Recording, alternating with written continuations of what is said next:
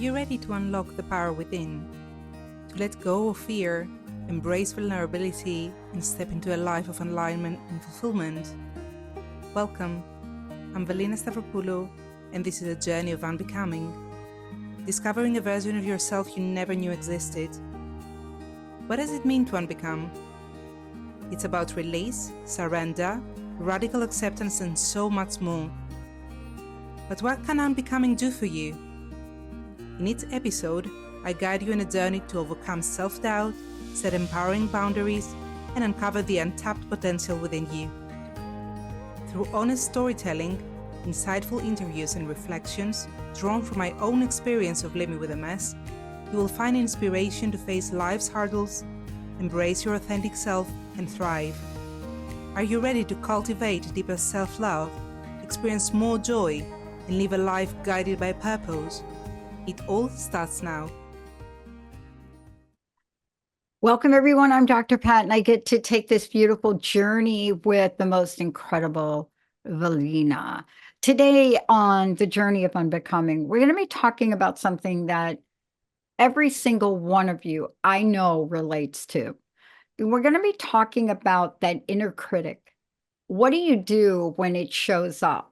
What do you do when that inner critic will tell you, oh, no, don't do that? Or even more importantly, oh, go ahead and do that. What if your inner critic wants to have you play very small?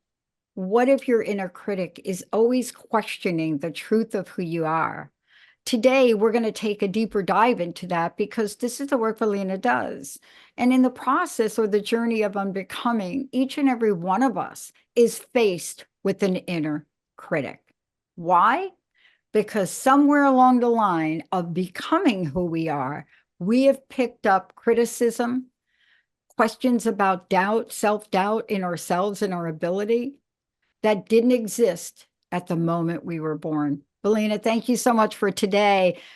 Inner critic in the house.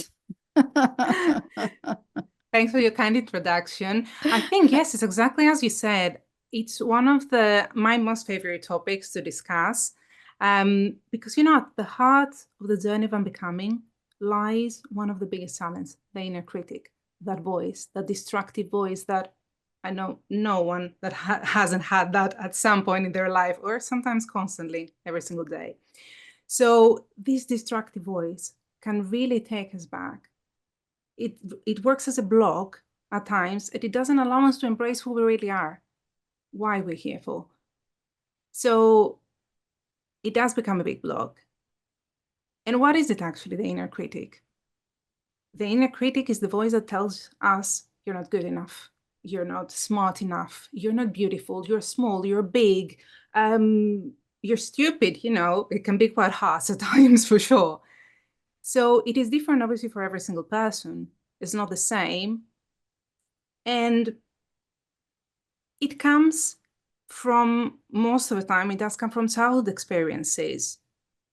If we're bullied at school, for example, or if we have a parent that was quite bullish or would tell you that, oh, your cousin was more smart than you. I mean, sibling that you grew up with. Or, when we're young, we believe what they tell us. And we take it as truth, right? We do. We don't have any other reference. Right. I mean, if you think about what you just said, let's put an exclamation point on this, because, when people are listening to this, it's like a question mark, right? No, it's not. You come into this world and you're surrounded by people. And let's just say it doesn't matter who they are, what they do, or how that all works. The bottom line is you're surrounded with influence. That means that you're going to influence the people around you, even as a little teeny baby, and they're going to influence you. Now, how that dynamic plays out is going to determine whether your self-critic has a capital S or a little teeny s, right? Exactly. Oh, I love that. Absolutely love that. Yeah, you're right. We're like a sponge. We're like a sponge since we're coming to this word. And we start absorbing.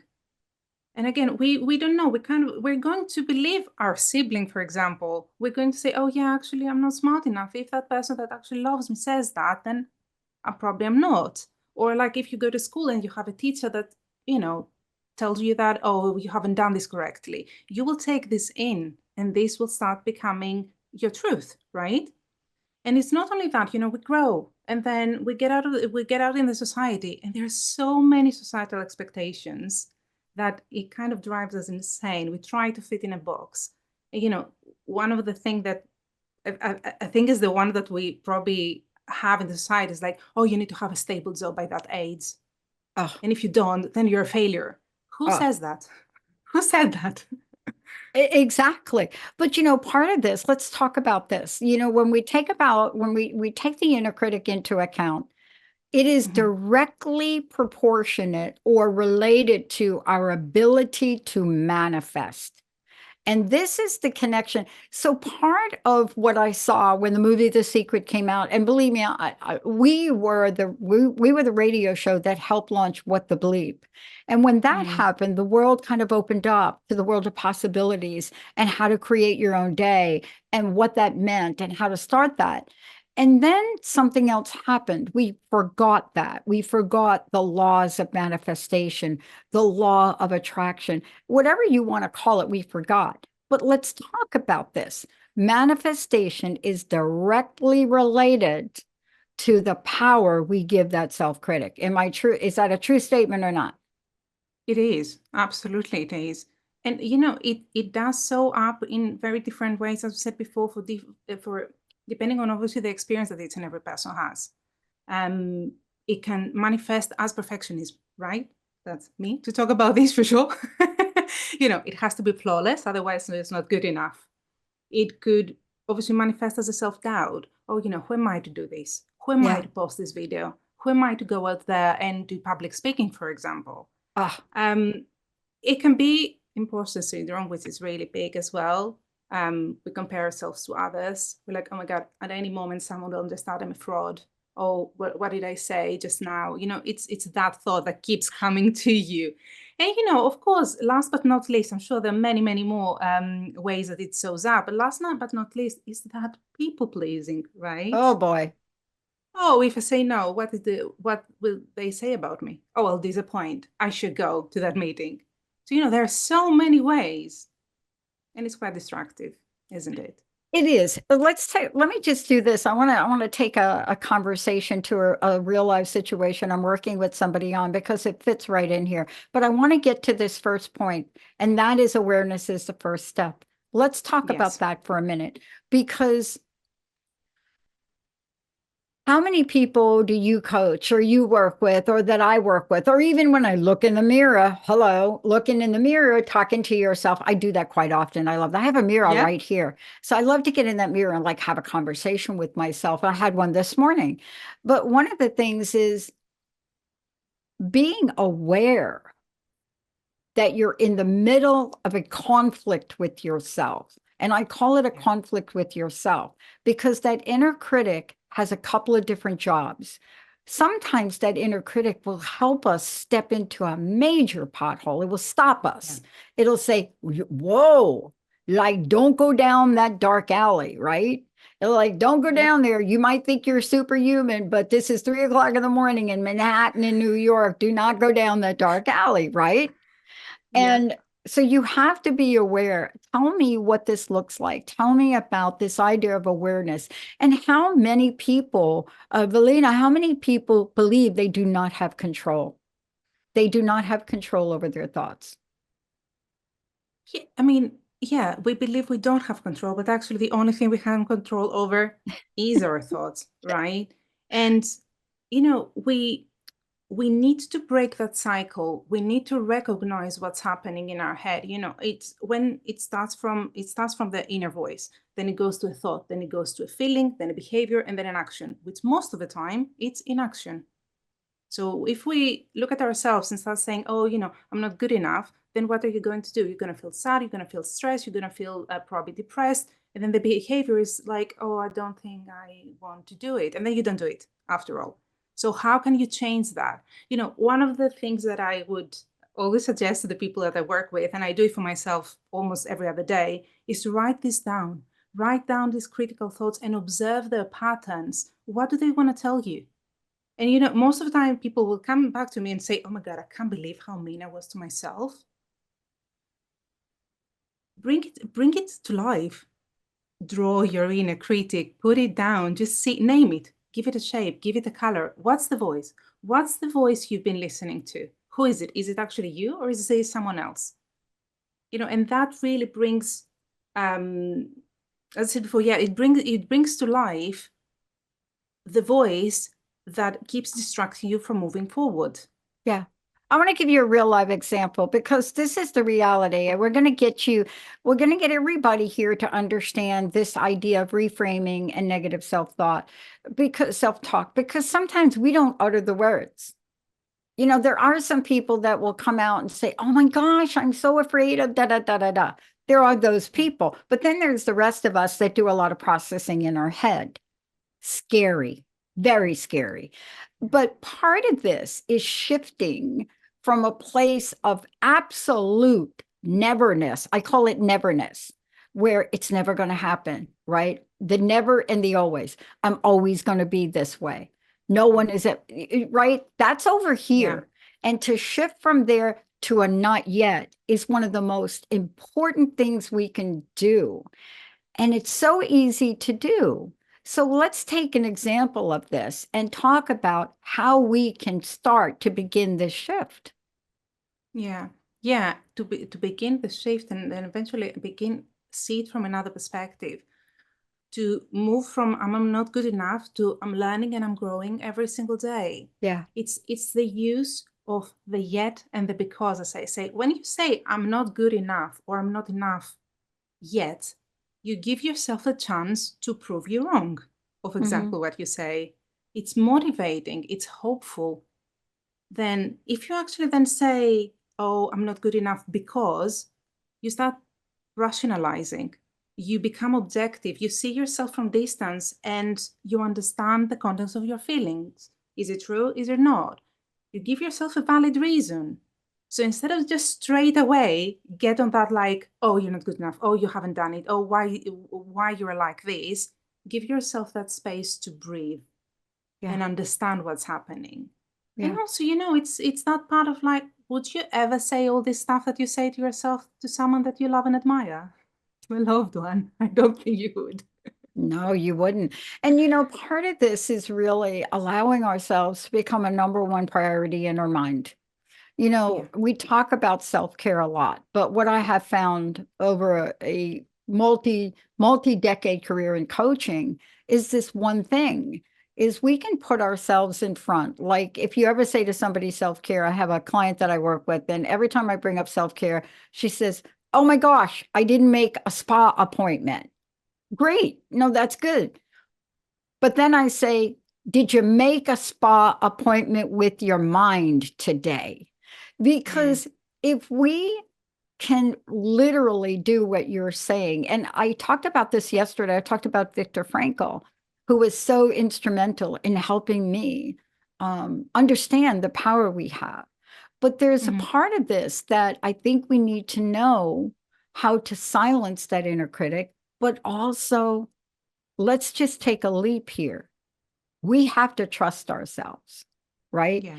Look, a situation showed up. I'm not going to mention any names, but somebody I work with, and they wanted funding. They're like, I need Mm-hmm. funding. And I said, great, go ahead, put yourself out there, go. So they get a funding option that came back either yesterday, yes, came back Mm-hmm. yesterday.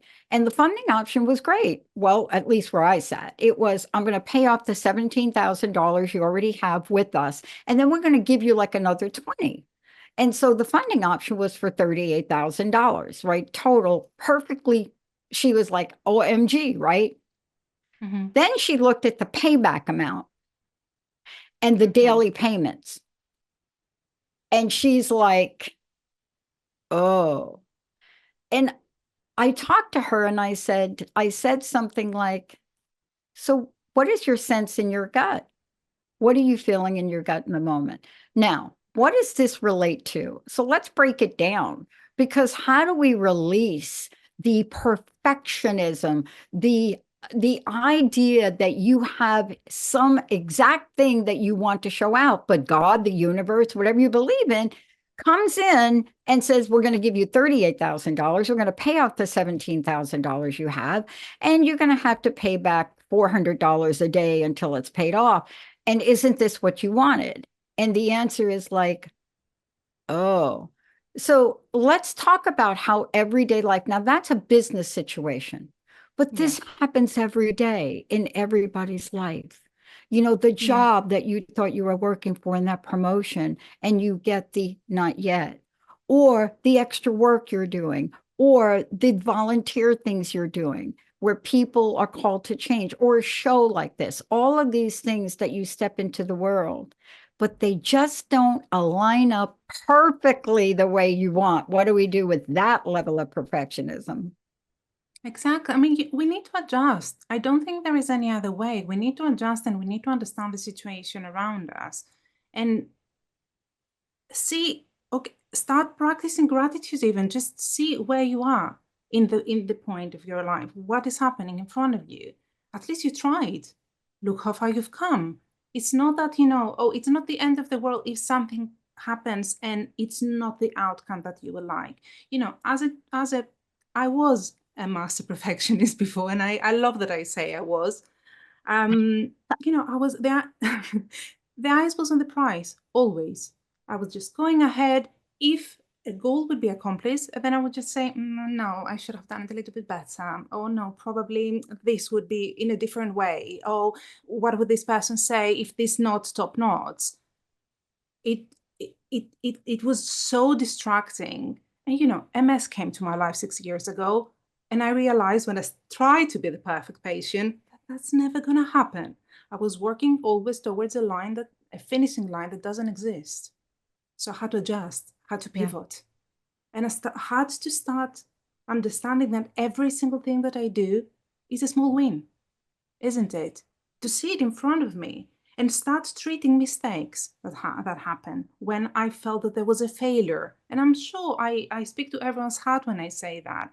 When we really strive for something and it doesn't happen, okay, the perfect. No, but it's a process. It's Yeah. always progress over perfection. We need to stay in the present moment. And that allows us to live in flow. That allows us to live in balance, allows us to enjoy life, right? Yeah. What you talked about is so important. I did an interview with Ryan yesterday, and Ryan is somebody Oh, you should actually reach out to. yes. Yeah. She is the autoimmune warrior. And, when you're talking about, and this is part of, it's funny that we're talking about it's all three of our journey, right? Myself included. Yeah. And, Yeah. you go down that pathway. And in my case, it was a mystery disease, and I was tested for Mm. everything. At one point, they did think it was MS, but tested for everything, concluded nothing. But Yeah. along the journey, you have to protect yourself to really say, no, I'm not going to blame myself for this, because that inner critic, even with something like this, would have you think that you could have done more. And let's talk Yeah. about some of the techniques that are available, because I don't think had that happened to me, I know I wouldn't be here doing what I'm doing. I know I wouldn't have. I wouldn't have continued on this pathway. But continuing on this pathway, I learned more about self-compassion. I learned about what we can do in the world. We're not our illness. We're not our whatever you want to call it. And so this is what you're talking about. But let's talk about self-compassion and some of the techniques to help people rise up. See, it's not a matter of, oh, you're here and you got to go to here.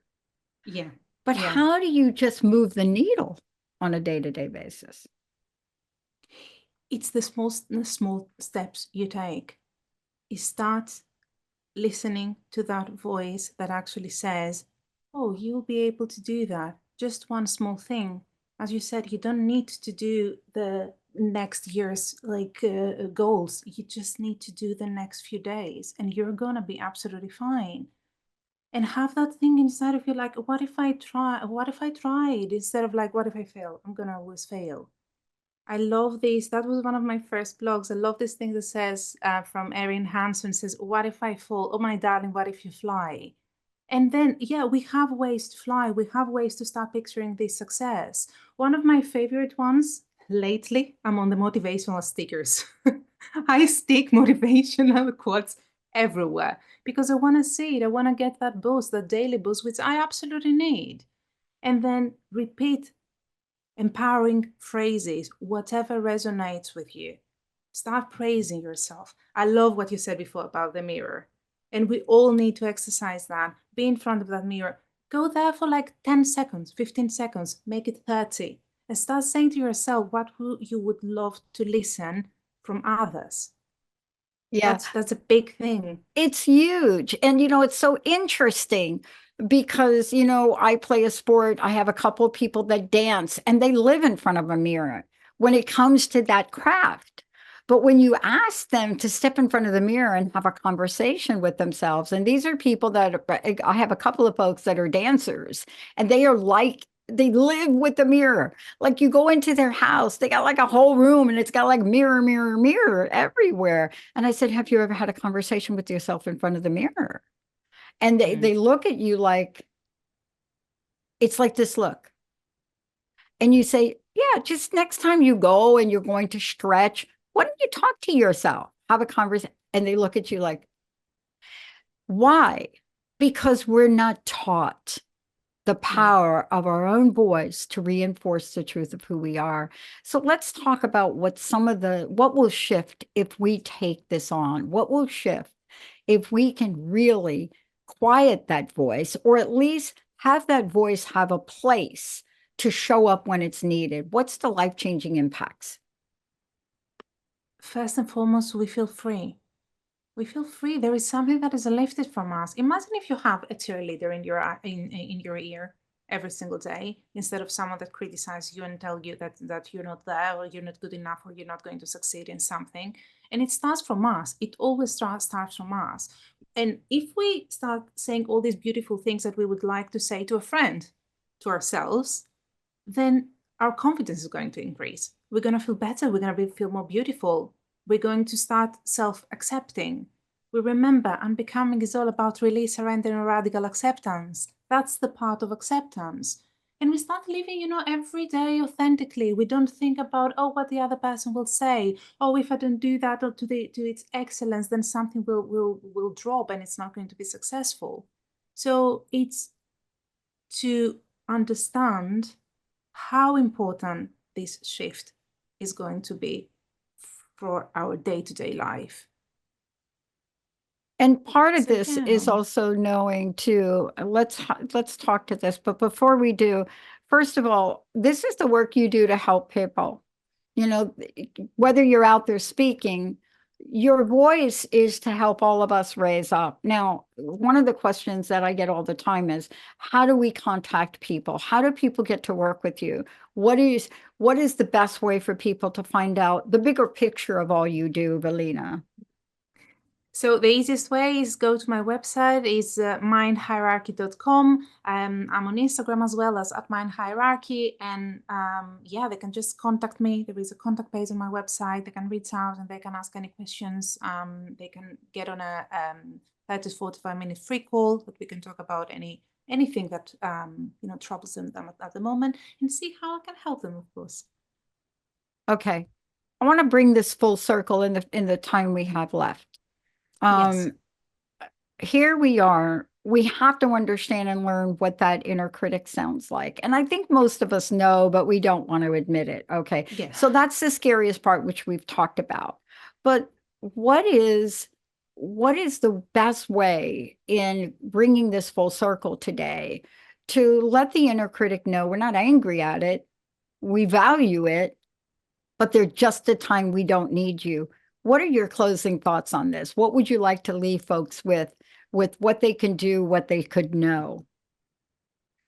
It's to notice this thought, to be with it. Meditate if you like. If you're not up for meditation, just sit with your thoughts and observe them. Observe what they want to tell you. Give that inner critic a microphone. It's going to be really interesting to hear what it wants to say. And create that voice of encouragement, the one that gives you wings.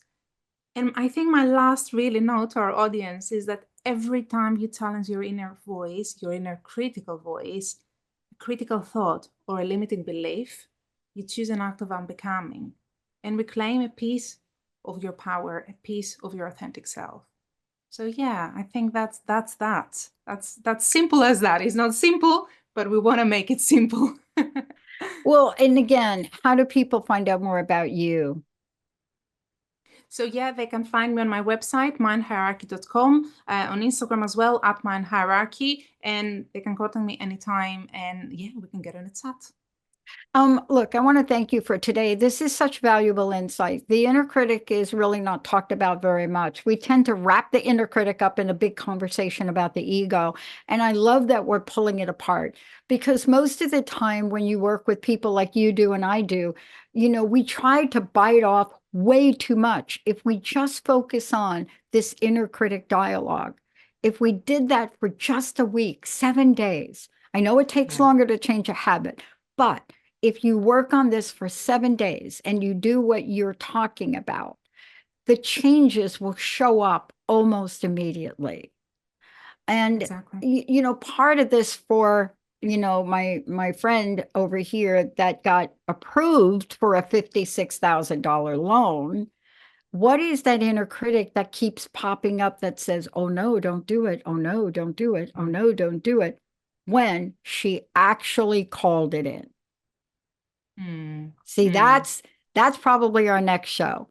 Once you silence that inner critic and you manifest the thing you wanted, what kind of unbecoming courage does one need to hit the enter button? Exactly. Valina, thank you so much for today. Really. Thank you so much, Dr. Band. It's lovely as always. Thank you so much. Yeah. I want to just say to everyone, look, this is showing up more than you think. Conversations I have, Valina has, it shows up. You may not hear it right away, but think about this. Think about the moments in your life where you're stuck. Let me just use that, where you're stuck. And what I mean by that, it could be everything from, I don't know what to make for dinner tonight. Okay, like you're back in, like you don't know what to make for dinner tonight. Why don't you know that? Well, because you got this one over here telling you they don't want pizza. You got the other one over there saying they want mac and cheese. Then you got the third one over there saying, please, we've had mac and cheese 4 times in the month. And here you are, as Valina said, who do you want to please? The answer is please yourself today. Choose you and unbecome all of those crazy things that go through your mind. Because when you got the pizza and the mac and cheese, I will tell you from a family perspective, you're never going to make everybody happy, right, Valina? I'm sure you won't. You're not going to make them happy. Thank you all for tuning us in, turning us on. We'll see you next time.